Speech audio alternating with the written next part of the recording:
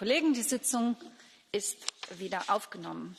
Das Protokoll der gestrigen Sitzung und die angenommenen Texte sind verfügbar. Gibt es Einwände gegen das Protokoll? Das ist nicht der Fall. Dann ist das Protokoll damit genehmigt. Wir kommen zum nächsten Punkt der Tagesordnung, die Aussprache über ein aktuelles Thema nach Artikel 162 der Geschäftsordnung, Einmischung anderer Länder in unsere Demokratien und unsere Wahlen. Ich möchte den Mitgliedern mitteilen, dass es bei dieser Aussprache keine spontanen Wortmeldungen gibt und keine blauen Karten akzeptiert werden. Und als erstes erteile ich das Wort für die Fraktion Renew Europe, der Berichterstatterin VOADEN, für 4 Minuten.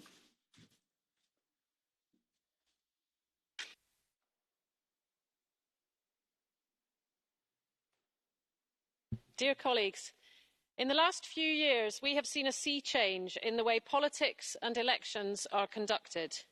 We may still deliver leaflets, knock on doors and transmit party political broadcasts on TV, but increasingly our voters are getting their information online through social media platforms and cleverly targeted advertising that takes advantage of ever more effective algorithms to target them individually from thousands of miles away. It's fair to say that citizens all over Europe are at the mercy of anyone with a sinister agenda and a computer. We're undergoing a quantum leap in our electoral processes, one that eclipses the advent of the printing press, the newspaper, the radio and the television. But the gap between this evolving technology on one hand and regulation and legislation on the other has now become a great digital chasm. Both literally and metaphorically, the old rules cease to apply as our legislation falls woefully behind reality.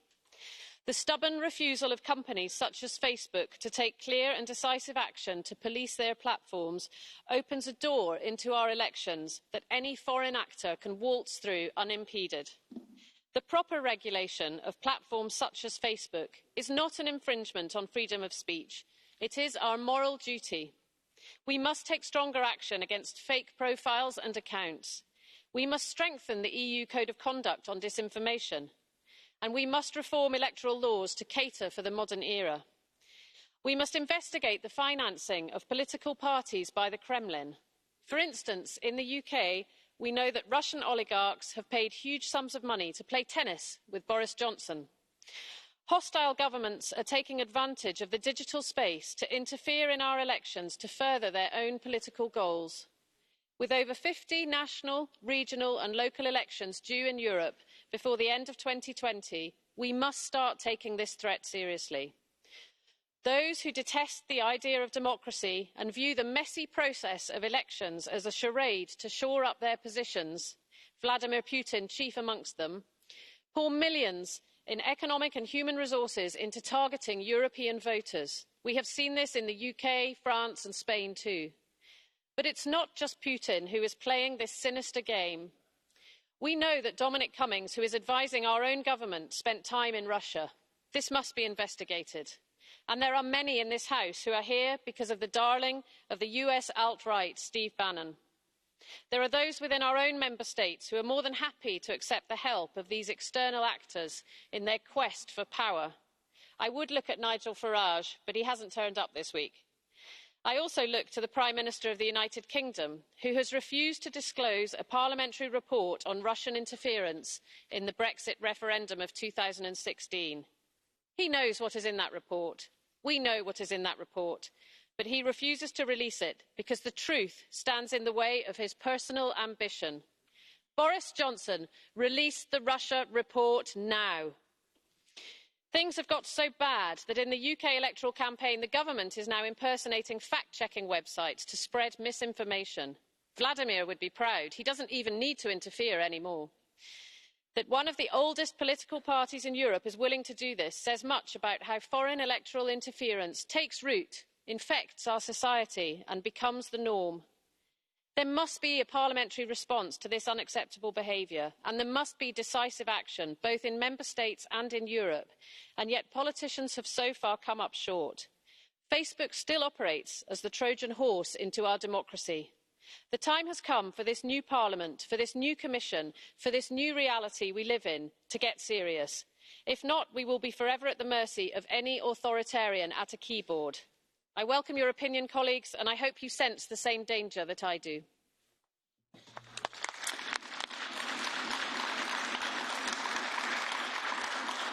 Thank you very much. May I ask the colleagues, please, if they want to discuss anything, to please not turn the back to the plenary and to please maybe sit next to each other. Hello? Hello? Hello? Because it's still quite loud. It's loud enough that you can't hear us, obviously, or me, even with a mic. Thank you.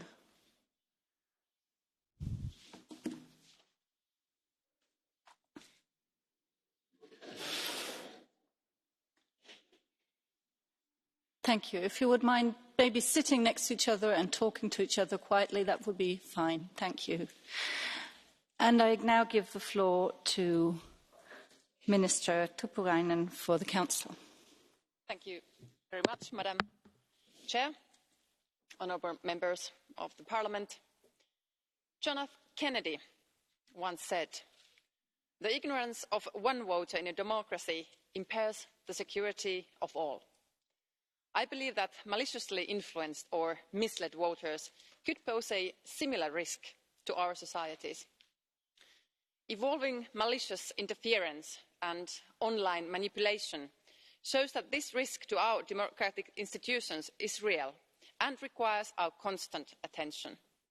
We are therefore grateful for this new opportunity to engage with you on this important topic. Let me repeat that our Presidency's priority is to make sustained efforts to raise awareness, increase preparedness and strengthen the resilience of our democracies to disinformation. Hybrid threats, including foreign interference in our democracies, remains therefore at the top of our political agenda. The Presidency has taken a number of steps. In particular, a dedicated and permanent horizontal working party of the Council was created during the first month of our presidency. It discusses how to strengthen the EU's capabilities in countering hybrid threats and to build resilience in the EU and Member States.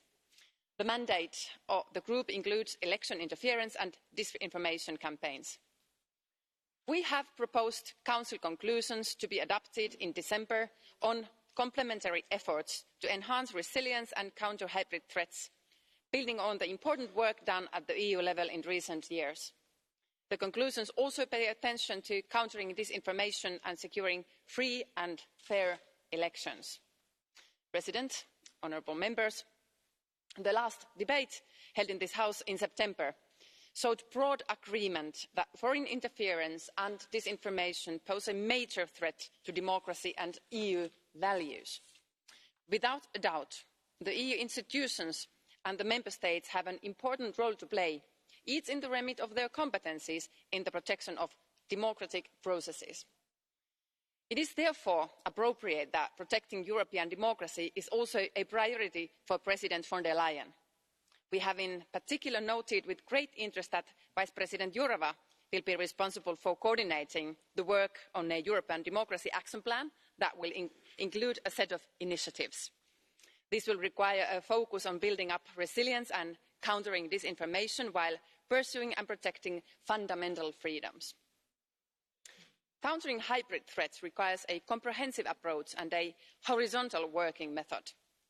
This is why the work needs to be done in close alignment with all relevant stakeholders in the EU institutions as well as in the Member States to enhance the EU's ability to prevent, detect and respond to hybrid threats.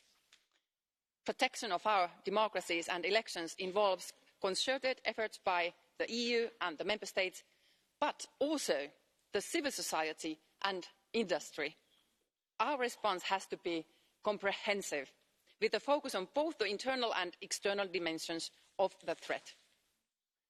And ladies and gentlemen, much has been done already, both by the EU institutions and individual Member States.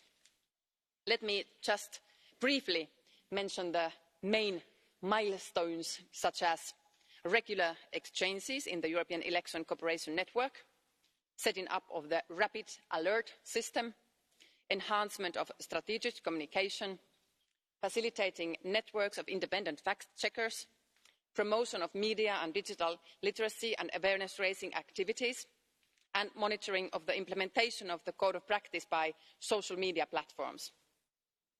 But it is also important that we further develop institutional mechanisms and tools to fulfil the objectives set by the European Council. It is also essential to continue developing partnerships, especially our cooperation with NATO. In this regard, the Helsinki European Centre of Excellence for Countering Hybrid Threats also contributes to fostering cooperation in this field. Likewise, disinformation strategies by foreign actors are deployed beyond our borders. So we need to work with partners in the Eastern and Southern neighbourhood and in the Western Balkans. As stressed in the conclusions on democracy adopted by the Council last month, exposing disinformation, effective scrutiny over the financing of political messaging, strengthening media, information and digital literacy skills are key elements in this regard. We need to act together in a structured and coordinated way in order to tackle these challenges. Protecting elections is at the core of defending our European values. Thank you very much, Madam President. Ministerin, Dankeschön. Als nächstes erhält dann das Wort für die Kommission mit den herzlichsten Glückwünschen zur Wahl die Kommissarin Jourová. Madam President, honourable members, thank you for the opportunity to take the floor on the issue of interference from other countries in our democracies and elections. The Commission has been deeply engaged in broad efforts to address the manifold risks stemming from lack of transparency, disinformation and other manipulations of electoral and democratic processes, and is committed to strengthen this path in the upcoming term. And yes, indeed, as we heard from the Presidency, it will be one of my biggest tasks in the new Commission. Thank you for the support. The conduct of free and fair elections is primarily the responsibility of Member States. Nevertheless, a European approach is necessary, given the cross-border dimension of efforts to manipulate democracy and the importance of joining efforts to address the threats. Just as with the rule of law, what affects one Member State can affect all and impact the Union itself. The threats at stake are complex and the targets are constantly evolving. For instance, external actors are more often using domestic proxies. We also see new technological developments allowing for new forms and strategies of interference. In the context of 2019 elections, the Commission has taken a number of concrete steps to address the challenges, including with the election package of measures to secure free and fair elections in Europe, the Code of Practice against Disinformation, which has been signed by Facebook, Twitter, Google and Microsoft. Also, we did some progress with the Action Plan on Disinformation, and we will build on this work in the upcoming term. We have worked to put a holistic and permanent framework in place with an aim to strengthen the resilience of our democracies and adapt to the evolving threats and coordinated and intentional manipulation. To address the threats at stake, a coordinated and comprehensive approach is necessary, involving all actors across government, including regulatory and enforcement authorities, political parties, journalists, fact-checkers, researchers, educators and society and civil society at large, as well as industry and the online platforms. Some of them I mentioned, but of course we need to invite more to work with us. And of course we will need the citizens to work on strengthening their own resilience against these new threats. I sometimes say that we have to work on increasing the demand for truth. And this will be a very big task ahead of us. We need to get better when it comes to detecting, analysing and exposing disinformation and other manipulations of European democratic processes, whatever the tactics and actors employed. This needs to go hand in hand with wider efforts on monitoring cybersecurity and resilience against hybrid threats. In terms of cooperation, we can be pleased with the European Cooperation Network on Elections, which meets today for the 5th time to discuss its future work on safeguarding elections. This is a new club and a very important piece of our toolkit. Also, we need to further enhance cooperation between EU institutions and EU member states via this network and the rapid alert system, which will help us build a genuine community of practitioners. It will also allow us to build meaningful cooperation with international partners such as the G7 or NATO, and what we are facing because we are facing a real global problem. We can improve the effectiveness of communication through a coordinated response to disinformation incidents, as well as raising public awareness more generally. To this end, it is important to pursue our efforts aimed at facilitating the establishment of an independent community of fact-checkers and academic researchers to detect and expose disinformation campaigns across social networks. Following its initial 12-month period of implementation, the Code of Practice on Disinformation is now in the process of being evaluated. Should the results under the Code prove unsatisfactory, the Commission may propose further measures, including of a regulatory nature.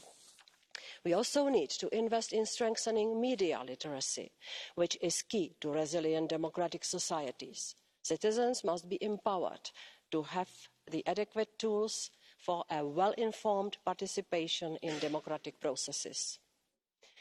President-elect von der Leyen has proposed a new Digital Services Act, which will upgrade our liability and safety rules for digital platforms, services and products. She has also pledged to put forward a coordinated European approach on artificial intelligence. These efforts will be vital if we are to ensure a prosperous, safe and democratic digital future for Europe. Building on the political guidelines of President-elect von der Leyen, I will, in the new Commission, lead on the work towards a European Democracy Action Plan addressing the threats of interference in our European elections, whilst being mindful of the need to protect the freedom of expression. I will look into possible legislative proposals to ensure clearer rules on the financing of European political parties and greater transparency on paid political advertising. In our actions, we must never lose the balance. Our goal is to protect our European democracy, so it is clear that the respect for freedom of speech and of our fundamental rights and values must be our cornerstones. Thank you very much.